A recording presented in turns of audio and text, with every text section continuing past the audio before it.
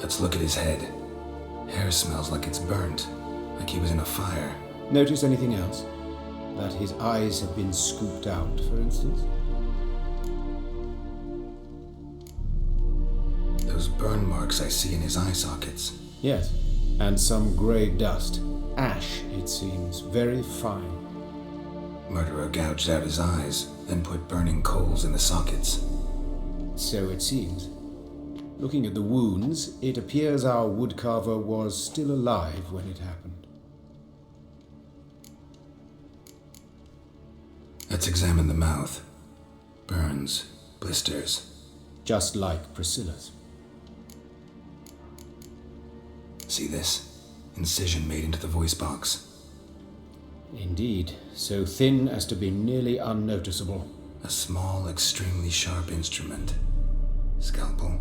But why? The wound is too small to bleed, and there are signs of swelling. The murderer...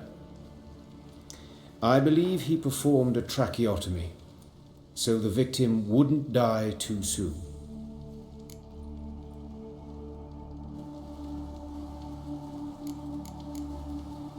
Look at his hands. These welts.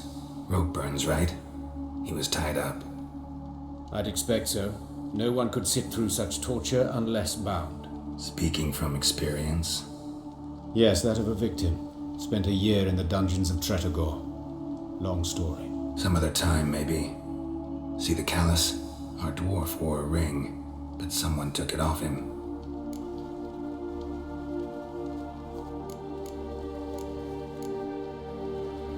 See anything interesting on his legs? His right foot. The ankle swollen, toenails broken. He clearly kicked something very hard, right before he kicked the bucket. Doesn't strike me as the right time for jokes. Apologies. We surgeons, we've a different sensibility. And a different sense of humor.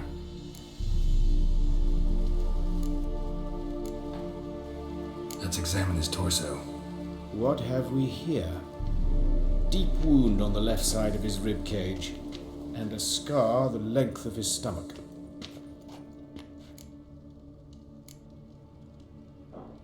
Let's examine the chest wound. Yeah, heart carved out, wound cauterized. Wait a minute, there's something else.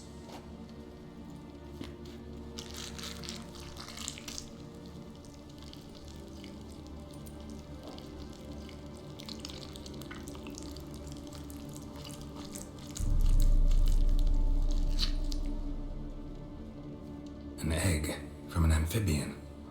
A salamander? Scorched but intact. I attended some lectures in herpetology as a student. Afraid I don't recall any amphibians that would lay eggs in corpses. So either Professor Cochrane was deeply mistaken, or this is our murderer's doing. Look at the scar. Wounds long and thin. An incision. But the edges are ragged. Means nothing. Look, no swelling, no bruises. An old injury, perhaps an accident in the workplace. Open the abdominal cavity. Due warning, it will stink of rot. Once fought a Zoogle up to my waist in sewage, so I doubt... Wait. Smells not rot. Formaldehyde. A medical novelty. Heavily diluted, it's remarkable at preserving organic tissue. In stronger proportions, it's more destructive than acid. Explains why there's no smell of decay, and why his throat's scalded.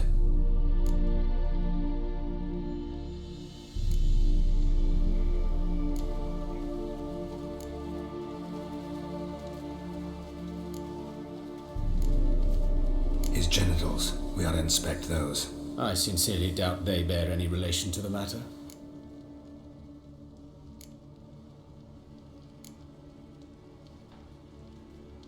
We'll see. Pull down his trousers and... shit. Syphilis, actually. Early stages. No sign of diffusion. Think there could be a connection? Only as the killer's potential motivation. All right. Think I know enough. In Enlighten me, please, because I've still no notion what this is about, what the motive might have been.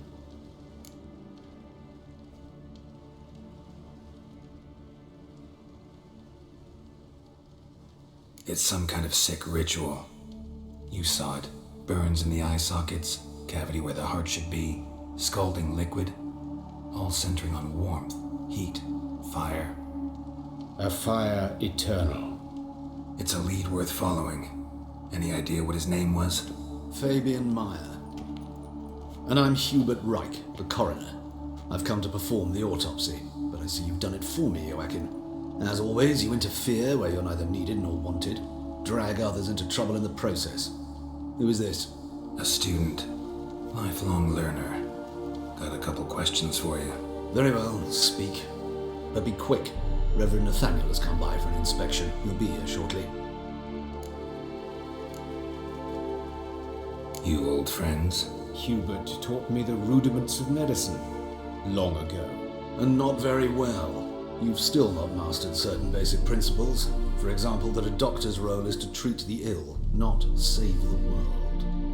You've not changed a bit. A compliment? No, a statement of fact. 30 years, and you've not changed a bit. Woodcarver's body. Where was it found? It's important. Plan to investigate? Exciting. He died in his workshop south of the market square, just beside the gate to Far Corners. That poor Trebiritz was attacked there. City's abuzz about it. But the woodcarver, Eustace the corpse collector, brought us the body. You should speak to him. Saw him just around the corner near...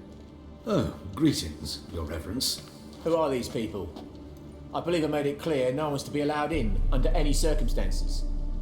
You did, but they're friends of the deceased. Here to collect the body. Out of the question. Show them out at once.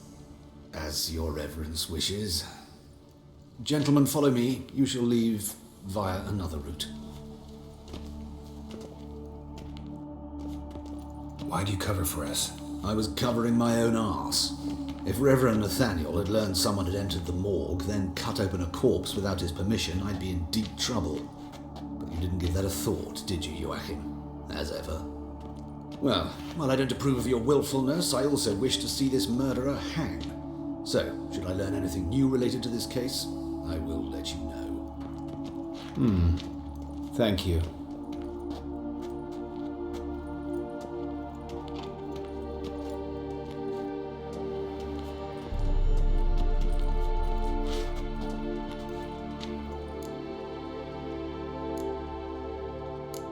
Nathaniel.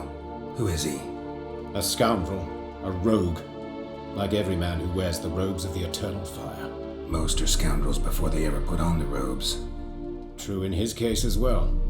Before he donned the frock, Nathaniel was a torturer, delighted especially in torturing women. Later, Hierarch Hemmelfart appointed him to oversee the morgue.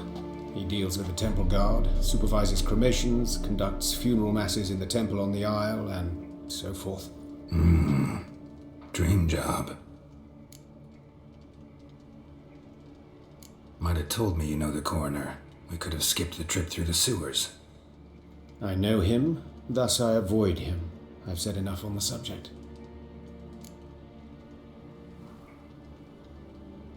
Don't aim to press you. Thank you. I've nothing to hide. It's just an old wound, unhealed as yet. What will you do now? Plenty of leads. Woodcarver's workshop, the corpse collector who found him, alley where Priscilla was attacked. Got work to do. As do I.